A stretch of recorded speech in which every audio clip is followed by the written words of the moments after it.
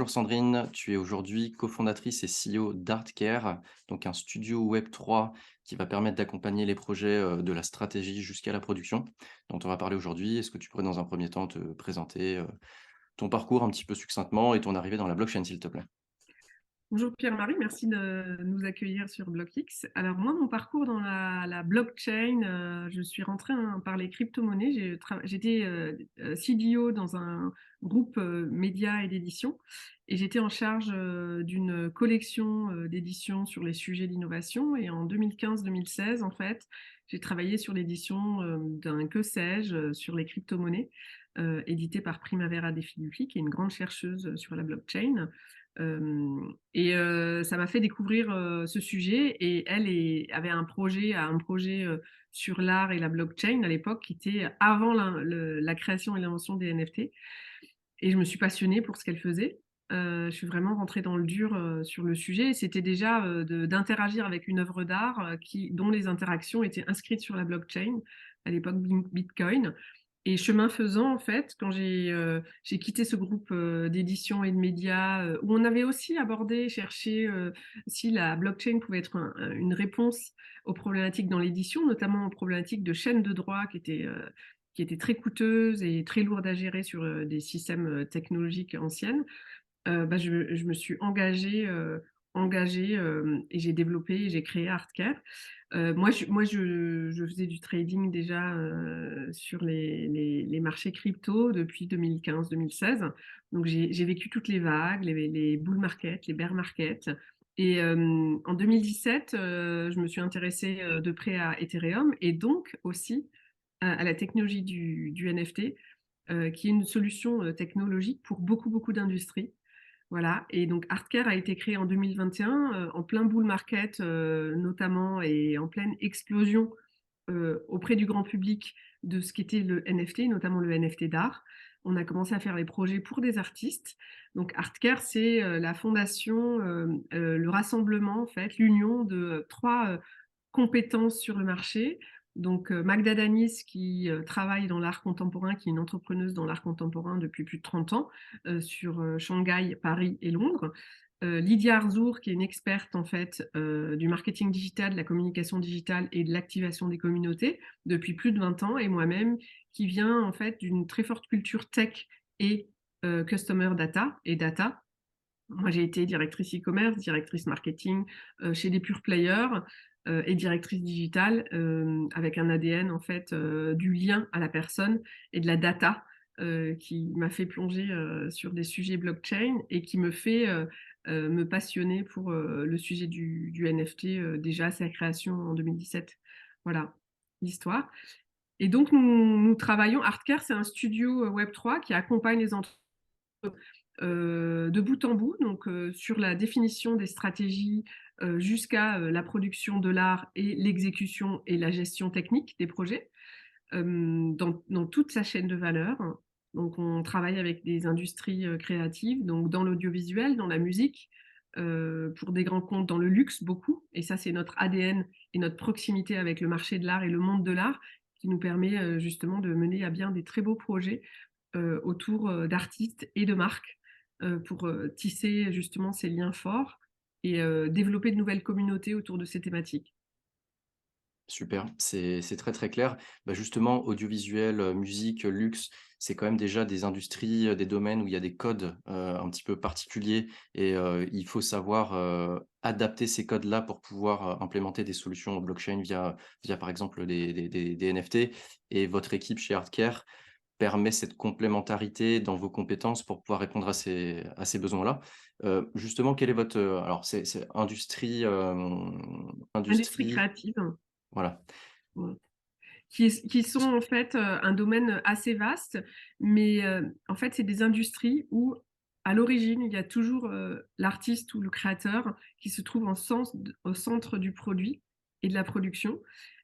Et donc, ce qu'apporte en fait le Web3, c'est un nouveau format de rémunération et de création de valeur autour des productions artistiques qui, dans l'écosystème digital, notamment le Web2, en fait, avaient perdu de leur valeur. Et on a vu des industries complètes se transformer, notamment l'industrie musicale, parce que des grosses plateformes avaient intermédié des grosses plateformes avaient intermédié ces secteurs en devenant, majoritaires dans la diffusion et dans la distribution de la musique et on sait que le web 3 apporte des nouvelles technologies. On est au tout début, hein, on est un peu comme en 2000, sur le web 1. On est au tout début en fait et on sait qu'il y a beaucoup de projets d'innovation et que certaines industries, certaines marques, certaines sociétés déjà, essaient de tester des nouvelles voies de revenus, d'engagement des communautés et de fédération des communautés avec ces technologies. Et nous, en fait, nos clients, on travaille sur des projets d'innovation et de recherche et développement qui répondent à une de leurs problématiques ou à plusieurs de leurs problématiques. C'est-à-dire, on va jamais plaquer un projet de drop de NFT avec des artistes juste pour le plaisir de faire de la com-com. Ce que j'appelle de la com-com, on va un step plus loin. Je pense que les projets qui ont été de travailler avec des marques pour faire des drops de NFT, pour faire des relations publiques et de la com, c'est assez dépassé aujourd'hui. L'idée, c'est d'aller un pas plus loin et de travailler sur l'engagement et la connaissance de ces communautés. Et ça, c'est l'ADN d'Artcare qui est spécialisé dans la data, dans la customer data, qui permet de faire ça. Et c'est une vraie valeur C'est ajoutée, en fait, pour notre agence, en fait. Ouais, c'est très clair dans ces domaines-là, le changement de paradigme en termes de business model, notamment pour les artistes qui peinaient de plus en plus à être rémunérés via bon, bah, aujourd'hui, il y a de moins en moins de gens qui achètent des CD, mais on a des plateformes un peu de collaboratives de musique qui font que la rétribution pour les artistes devient de plus en plus compliquée et ce changement de paradigme de business model pour ces personnes-là, va changer beaucoup de choses, pour eux, quoi. Donc c'est vachement, c'est très important de le souligner. Oui, Quand pour eux et quand pour toutes les sociétés, en fait, qui développent leur notoriété et qui les accompagnent dans leurs projets, qui gèrent les concerts, qui gèrent la production, qui gèrent l'édition. En fait, on est dans un nouveau paradigme qui est en train de s'installer. Les artistes ne travaillent jamais seuls. Les grands artistes travaillent toujours en équipe et après, en fait, ce qui est intéressant dans les technologies blockchain, c'est que ça apporte, en fait, une nouvelle vision de faire du business, notamment sur les marchés secondaires et de la revente. Et on a vu des très beaux projets, sortir, notamment autour de la billetterie de concerts, autour d'expériences artistiques au sein des métaverses, autour d'achats de NFT qui sont en fait des nouvelles formes de membership et de rétribution de la communauté artistique, des artistes. Donc il y a plein de tentatives et de tests, il y a plein de business models qui sont en train de s'inscrire. Tout le monde est dans cette phase d'innovation. Enfin, les précurseurs sont dans cette phase d'innovation et prennent de l'avance sur justement la compréhension et l'usage de ces technologies.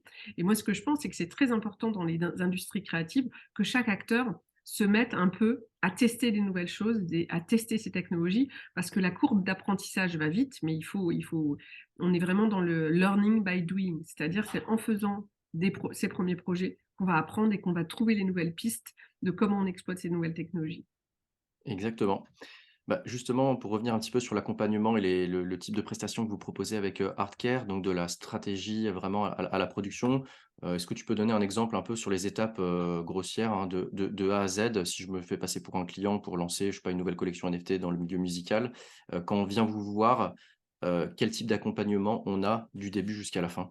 Alors, on démarre toujours par un workshop stratégie, en fait, pour, décrypter le pourquoi. C'est-à-dire pourquoi on veut exister dans l'écosystème Web3, pourquoi on veut, créer une communauté, créer une communauté entre tous les porteurs, les holders, de cette collection de NFT. Quelle est l'ambition? Est-ce que c'est de créer une nouvelle marque dans cet écosystème Web3? Est-ce que c'est de faire juste un POC pour voir ce que ça donne? Est-ce que c'est de générer du revenu? Est-ce que c'est d'engager une nouvelle communauté qu'on n'arrive pas à trouver, à engager sur les médias habituels et dans les autres écosystèmes? Donc, il y a toujours un spot stratégique, un workshop stratégique qui nous permet de dire, en fait, au-delà du désir de faire un projet d'innovation, en fait, la réponse est à quoi peut répondre ce projet d'innovation? Et donc, dans l'exécution et la mise en œuvre de ce projet, on va agir différemment. Aujourd'hui, les plus beaux projets, ils ont réussi dans l'écosystème Web3 en 2021 et 2022, auprès de porteurs de crypto. Là, le monde est en train de changer. L'interconnexion financière est en train d'évoluer très vite. Il y a énormément de nouvelles solutions, notamment de paiement, qui permettent, avec une carte bleue, de faire des transactions inscrites sur la blockchain. Il y a énormément de nouvelles technologies autour des wallets propriétaires ou des wallets mainstream standards.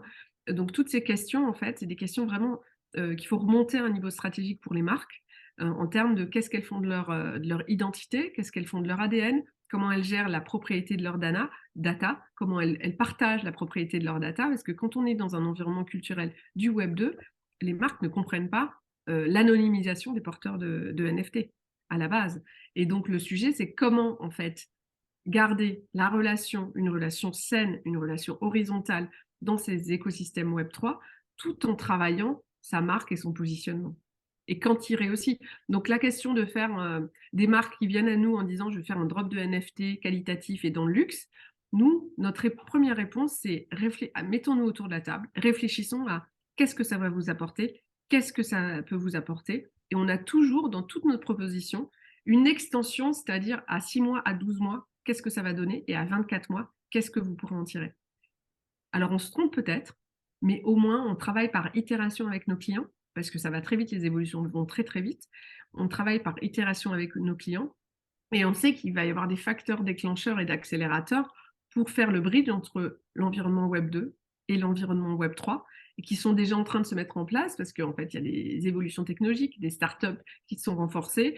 Nous, on est toujours en veille sur les nouvelles technologies qui sont mises en place.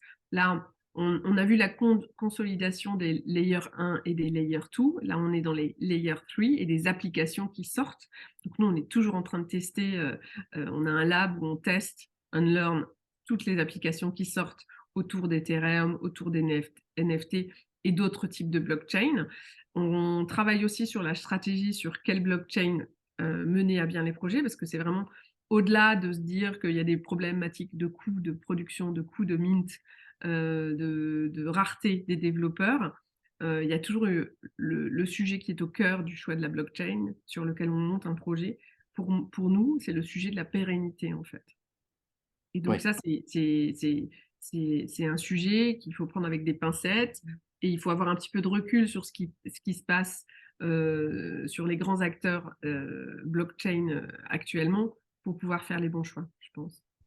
Non, non, mais exactement, parce que déjà, le lancement d'une collection NFT, ça a déjà ses propres particularités, ses propres difficultés pour le faire correctement et le faire de manière pertinente. Mmh. Mais ensuite, une fois que la collection NFT est lancée, qu'elle garde une viabilité, que sa vie et son utilité, perdurent à travers le temps, et ça, c'est vraiment une autre paire de manches, bah, on l'a vu avec beaucoup, beaucoup de projets, en fait, qui ont fait beaucoup de bruit au début, qui et puis après qui se sont complètement écrasés, et c'est un vrai challenge de réussir à cultiver un petit peu cette utilité-là à travers, bah, comme tu dis, hein, à échéance de 12 mois, 24 mois, déjà, c'est ce qui est déjà énorme. Ça, c'est vraiment l'aspect stratégie. Je pense que c'est très bien, dans un Mmh. premier temps, de se poser, de dire, voilà, à quoi ça va servir? Pourquoi? Est-ce que la blockchain est nécessaire? Qu'est-ce que ça va pouvoir vous rapporter à vous, à vos clients, et cetera? Ensuite, le passage à la production, est-ce que vous avez en interne des développeurs? Vous travaillez avec des partenaires? Vous arrivez à délivrer, tout de A à Z? Comment vous faites? Alors nous, on travaille avec des développeurs et des freelances, et en fait, on est agnostique et en fonction sur les technologies, et en fonction des besoins du client, on va apporter des propositions techniques qui sont à terme intégrables à leur système, à leur écosystème tech. C'est-à-dire qu'on garantit que les POC qu'on déploie pour nos clients quand c'est des POC, en fait, sont intégrables à moyen long terme dans leur écosystème tech.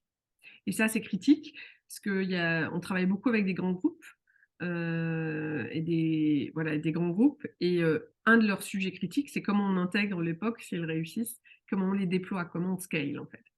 Et donc, on se fait Ouais, vraiment une expertise de préparer des POC pour le scaling en fait. OK, ça marche, c'est très clair. En termes de justement d'acteurs, qui viennent vous voir ou avec qui vous travaillez, il y a 2 choses, il y a la taille et un petit peu les tendances des milieux. Je vais d'abord un peu passer par, non, je vais commencer par les domaines. Alors on a dit, audiovisuel, musique, luxe. Est-ce que tu sens Ah, il y a un domaine qui est plus appétant, qui est plus curieux, pour tester ces solutions-là qu'un autre? alors en 2021, le domaine de l'art était un peu en surexcitation sur le sujet, mais il y a eu en fait des nouveaux entrants qui sont arrivés et qui ont un peu bousculé, le marché de l'art.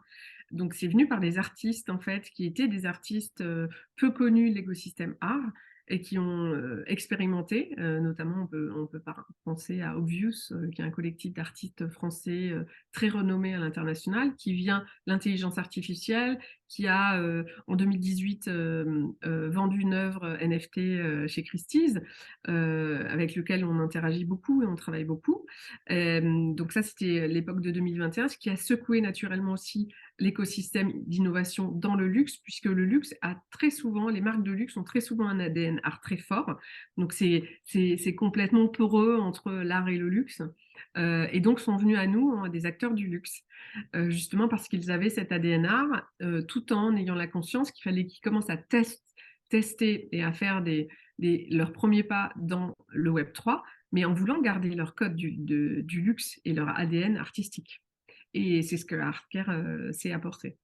Donc Ouais, le mélange et la porosité entre les codes du Web 3 et les codes du luxe, et surtout de permettre à des Web 3 natifs de se retrouver sur ces codes du luxe, mais aussi de permettre à ces clients du luxe traditionnel qui ne sont pas encore dans l'écosystème Web 3 de découvrir et de rentrer, de faire leur premier pas dans l'écosystème Web 3. Et on ouais. travaille aussi beaucoup avec des sociétés d'assurance et des banques d'affaires qui ont des clients qui répondent très bien au code du luxe.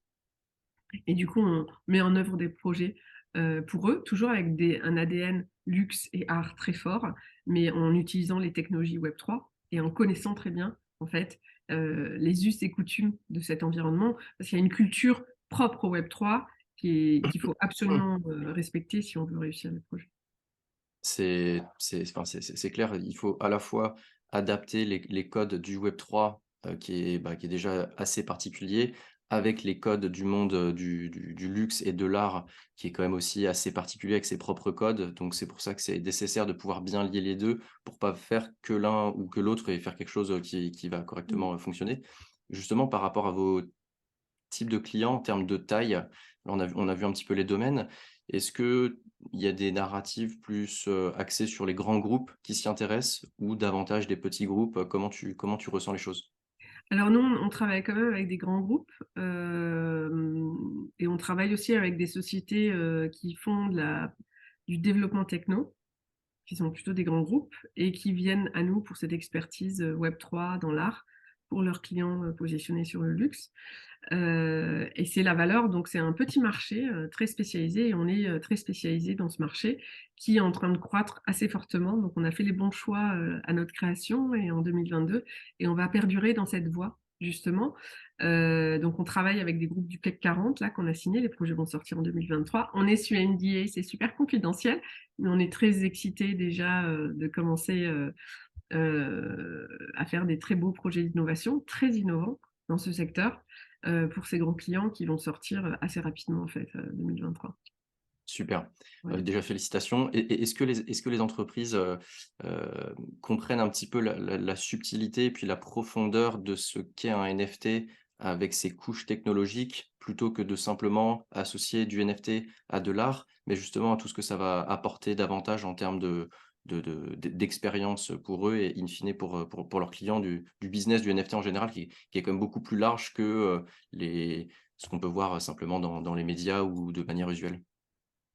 Nous, c'est une évangélisation qu'on fait et justement, quand on parle de workshop, de table ronde, d'idéation, de cycle d'idéation avec nos clients, on voit qu'ils viennent avec nous, vers nous pour un projet, où ils ont une idée, du projet assez ferme et que le projet évolue et s'enrichit au fur et à mesure des idéations. Et que l'idée, c'est qu'en fait, quand on fait un drop de NFT ou quand on fait une première collection de NFT, ce n'est que le début de l'histoire. Ce n'est que le début de la création de cette communauté horizontale pour une marque, drainée par une histoire à raconter et à construire, drainée par une roadmap produit. Et là, on est vraiment dans les codes de ce qui s'est passé sur les premières collections, en 2021-2022, qui venaient de Web3 native et qu'on est capable de déployer pour des marques en adaptant le discours de marque et en accompagnant les marques pour qu'elles restent dans un périmètre de sécurité et confortable sur ce domaine d'innovation. Parce que c'est vrai que l'horizontalité des communautés Web3 est très forte et elle ne fonctionne que comme ça. Donc c'est important d'accompagner les marques sur ce nouveau mode d'interaction avec leur communauté, avec ces nouvelles communautés. Même si déjà il y a eu une première transformation culturelle avec les réseaux sociaux, où elles sont déjà très habituées maintenant à piloter et à construire leur identité de marque avec ces réseaux sociaux qui permettent à tout fan de discourir et de prendre la parole sur une marque. Ouais, ouais, ouais.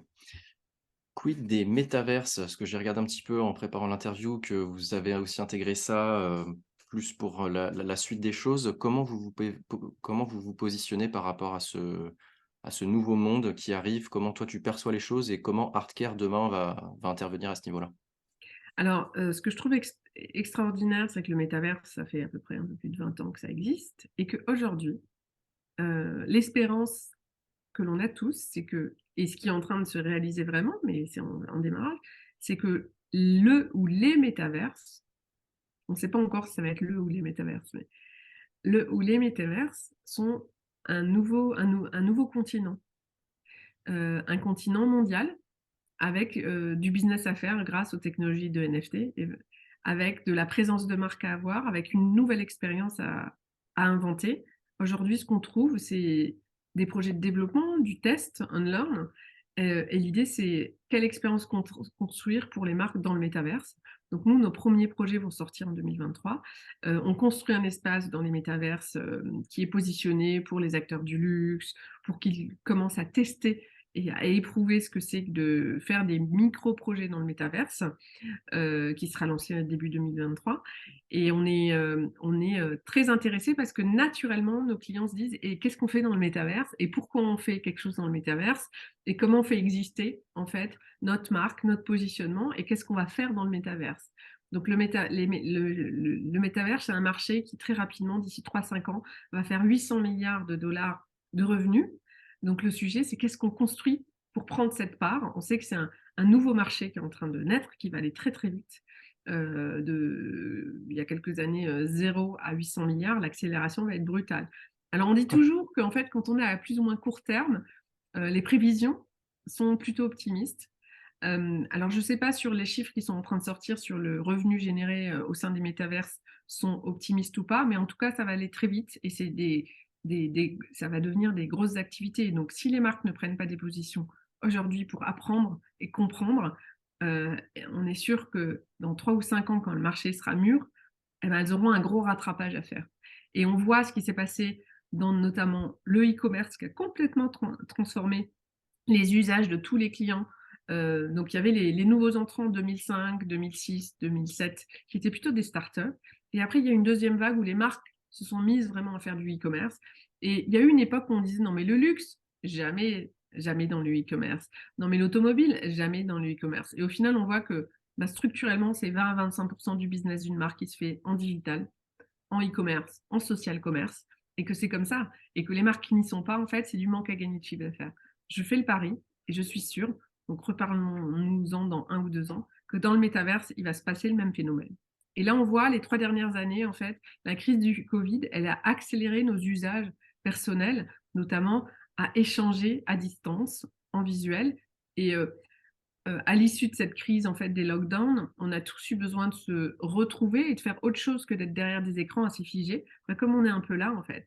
Et le métaverse porte l'espoir et porte les technologies qui permettent de vivre des nouvelles expériences en distanciel et des expériences beaucoup plus riches que ce qu'on peut vivre, en fait, en Zoom ou en Ouais, Google et puis Meet. on est très loin de s'imaginer quel sera le paysage du métaverse dans 5 ans. Je pense qu'il y a beaucoup de choses qui se seront développées avec, tout l'argent qui commence aussi à arriver, les technos qui Ouais. sont en train de se développer. Je pense que ça va être difficile d'envisager un petit peu ce paysage-là, mais en tout cas ça arrive de manière inévitable donc charge aux gens de s'y intéresser, de tester comme tu dis, pour pouvoir bien se placer correctement et ne pas être à la bourre, quand tout ce sera déjà fait et d'arriver un petit peu en retard. Je reviens un petit peu sur quelque chose que tu as dit que j'ai trouvé assez intéressant, c'est que c'est les clients qui te posent la question généralement des métavers sur quelles sont les possibilités ou à contrario, c'est plutôt Artcare qui, lors des consultations, vient ouvrir la porte du métavers et en disant: «Voilà une autre possibilité». Ça vient de quel côté la demande,